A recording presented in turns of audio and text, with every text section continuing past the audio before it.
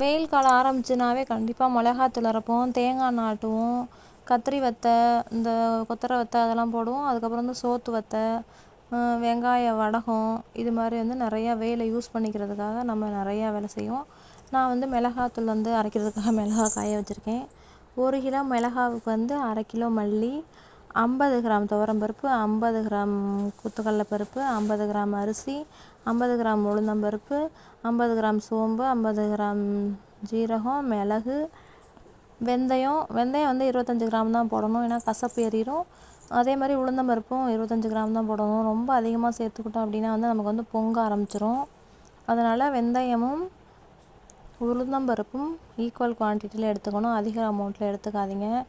நாங்கள் வந்து எல்லாத்தையும் காய வச்சு அரைப்பாங்க, நான் வந்து செலவை வந்து வறுத்து தான் அரைப்பேன். மிளகாய் வந்து நல்லா காஞ்சிருச்சு, இப்படி வந்து ஒடிச்சு பார்க்குறப்ப நல்லா சட்டக்கு சட்டக்குன்னு உடையணும், அப்போ தான் வந்து நல்லா காஞ்சிருச்சுன்னு பார்த்தோம். அதுக்கப்புறம் ஒன்றையும் தனித்தனியாக வறுத்துக்கலாம்.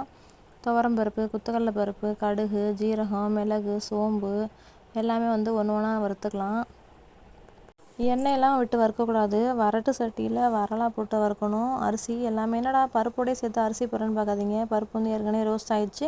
இப்போ நம்ம அரிசி போட்டோம்னா ரெண்டுமே ஹீட்டாக இருக்கிறதுனால வந்து ஈஸியாக பொரிஞ்சு போய்த்துரும். கருக விட்டுறாதீங்க, கருக ஸ்மெல் அடிக்கும். அதிகமாக வச்சுக்கிட்டிங்கன்னா கிண்டிக்கங்க, ஸ்லோவாக இருந்ததுன்னா கொஞ்சம் மீடியமாக ரொம்ப நேரம் ஆகிற மாதிரி இருக்கும். நான் அதிக ஃப்ளேமில் தான் வச்சுருக்கேன், ஆனால் கிண்டிக்கிட்டே இருக்கேன் அடிபடாமல். வெந்தயத்தை பொறுத்த வரைக்கும் நம்ம வந்து 100 கிராம் எடுத்துக்கிட்டோம் அப்படின்னா கசப்பு தன்மை அதிகமாக இருக்கும். அதனால் 1 கிலோவுக்கு 50 கிராம் தான் போடணும். என்ன நிறையா போடுறேன்னு பார்க்காதீங்க, நான் வந்து 3 கிலோ மிளகாய், 1,5 கிலோ தனியா, அதுக்கப்புறம் வந்து அதுக்குரிய செலவு ஜாமான்லாம் எடுத்துருக்கேன். நீங்களே வந்து கவுண்ட் பண்ணிக்கோங்க. நான் மிளகாத்தூள் மல்லித்தூள் எப்போதுமே தனித்தனி தான் அரைச்சிக்குவோம், ஏன்னா உருளைக்கிழங்கு வைப்போம், கறிக்குழம்பு வைப்போம், அதுக்கெலாம் தனியாக மிளகாத்தூள் தேவைப்படும். அப்படிங்கிறதுக்காக நான் வந்து தனியாக தான் அரைச்சிக்குவேன். அதுவும் இல்லாமல் வந்து மிளகாத்தூள் தனியாக, மல்லித்தூள் தனியாக அப்படின்னு நம்ம வந்து அரைச்சி வச்சுக்கிறப்ப அந்த காரம் வந்து மட்டி ஆகாமல் அப்படியே இருக்கும். இதே 2 கலந்து வச்சுக்கிட்டோம் அப்படின்னா, ஒரே குழம்பு மிளகாத்தூளையாக வச்சுக்கிட்டோம் அப்படின்னா தனியாக மிளகாத்தூள் வாங்கி கொஞ்சம் சேர்க்குற மாதிரி இருக்கும். நீங்கள் வேணால் தனியாக யூஸ் பண்ணி பாருங்கள், உண்மையிலுமே செம்மையாக இருக்கும். மிளகாயை வந்து அரைக்க போகிறதுக்கு முன்னாடி தான் நம்ம வந்து செலவை வந்து எல்லாத்தையும் வறுத்து ஒரு சாக்கில் கொட்டி ஆற வச்சு அதுக்கப்புறம் வந்து அரைக்கணும்.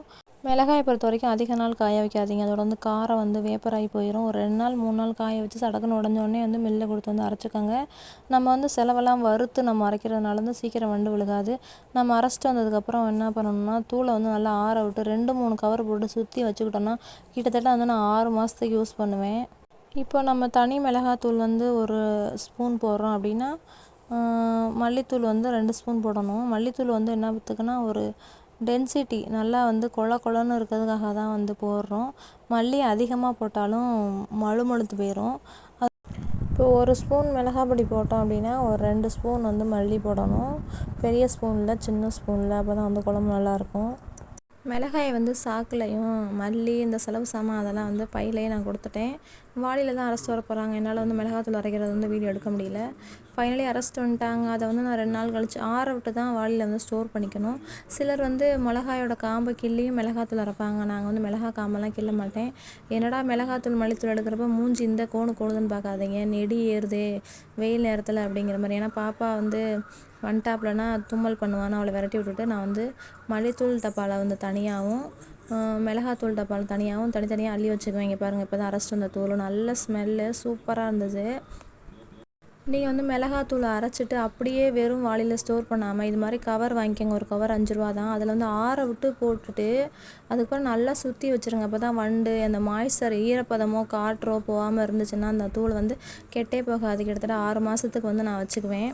மல்லித்தூள் அள்ளிட்டு அடுத்தது மிளகாய் பொடி அள்ளுறேன். எந்த வந்து கேசரி கலரோ இல்லை ஆர்டிஃபிஷியலாக எந்த ஒரு கலருமே நான் கலக்காத சுத்தமான மல்லிப்பொடி மிளகாய் பொடி ரெண்டுமே வந்து வீட்டிலே நம்மளே மேக் பண்ணிக்கலாம். நான் வந்து 3 கிலோ மிளகாய் அந்த செலவோடு சேர்த்து 2 கிலோ மல்லி வச்சுக்கிட்டேன். எனக்கு வந்து கிட்டத்தட்ட ஒரு 6 மாதத்துக்கு யூஸ் ஆகும். இங்கே பாருங்கள், நான் வந்து கவரை போட்டு உள்ளே வச்சு நல்லா சுற்றி வாளியில் வந்து மேலே ஒரு சாக்கு போட்டு அப்படியே ஏர் டைட்டாக அப்படியே மூடி வச்சுக்கணும். அப்போ தான் மிளகாத்தூள் கெட்டுப்போகாது.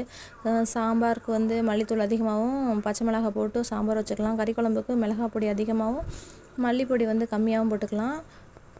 மற்றபடி தனியாக வறுவல் பண்ணோன்னா மிளகாத்தூள் யூஸ் பண்ணிக்கலாம், கடையில் வாங்காமல் ட்ரை பண்ணி பாருங்கள். புதுசாக மிளகா வாங்கி அரைச்சோம்னா நல்லா ரெட்டிஷாக இருக்கும். 1 மாதம் 2 மாதம் வச்சுருந்து அரைச்சோம்னா கொஞ்சம் கலர் கம்மியாக இருக்கும் தவிர மற்றபடி எந்த டிஃப்ரெண்ட்டுமே இருக்காது. காரம் சூப்பராக இருக்கும். இங்கே பாருங்கள், நான் ஆட்டுக்கறி, கோழிக்கறி எல்லாத்துக்குமே இந்த மிளகாய் பொடி, மல்லிப்பொடி தான் யூஸ் பண்ணுவேன். குழம்பு வந்து சூப்பராக இருக்கும். உடம்புக்கு வந்து ரொம்ப ஹெல்த்தி. கடையில் வாங்காதீங்க, ட்ரை பண்ணி பாருங்கள். இந்த வீடியோ பிடிச்சிருந்துச்சுன்னா லைக் அண்ட் சப்ஸ்கிரைப் பண்ணுங்கள். தேங்க்யூ ஃபார் வாட்சிங்.